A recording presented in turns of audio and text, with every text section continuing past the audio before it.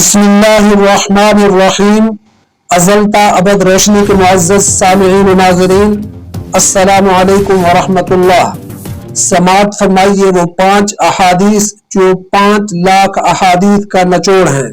حضرت امام ابو حنیفہ رحمۃ اللہ علیہ کو 5 لاکھ احادیث یاد تھیں۔ ایک دن انہوں نے اپنے بیٹے حماد کو نصیحت کرتے ہوئے فرمایا، بیٹے میں آپ کو 5 لاکھ احادیث کا نچوڑ صرف 5 احادیث میں بیان کر رہا ہوں۔ نمبر 1 یہ کہ نبی کریم صلی اللہ علیہ وسلم نے ارشاد فرمایا، اعمال کا دار و مدار نیتوں پر ہے اور انسان کے لیے وہی ہے جس کی اس نے نیت کی ہو۔ بطور تشریح ایک حدیث مزید سماعت فرمائیے۔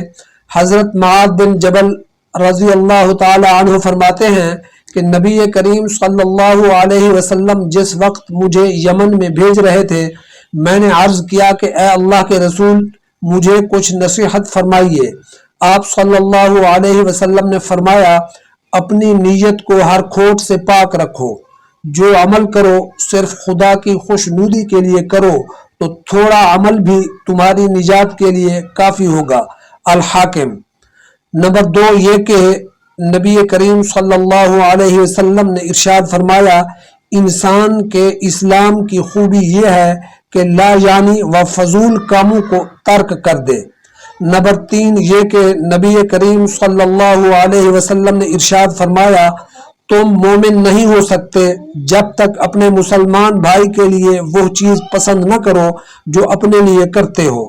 نمبر 4 یہ کہ نبی کریم صلی اللہ علیہ وسلم نے ارشاد فرمایا، حلال بھی ظاہر ہے اور حرام بھی، اور دونوں کے درمیان شبہ کی چیز ہے جن کو بہت سے لوگ نہیں جانتے، سو جو شخص شبہات سے بچا اس نے اپنا دین محفوظ کر لیا، اور جو شخص شبہات میں پڑ گیا وہ حرام میں پڑ جائے گا۔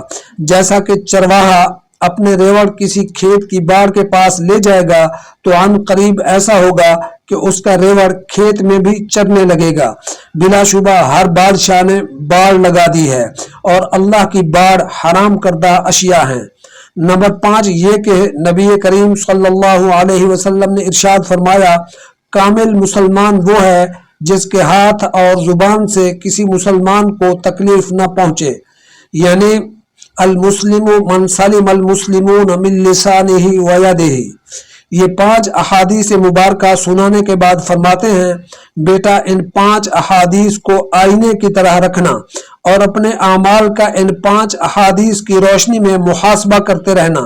یہ 5 احادیث ان 5 لاکھ احادیث کا نچوڑ ہیں جو مجھے یاد ہیں۔ از مجموعہ امام وصایا امام اعظم رحمۃ اللہ علیہ۔ فی امان اللہ۔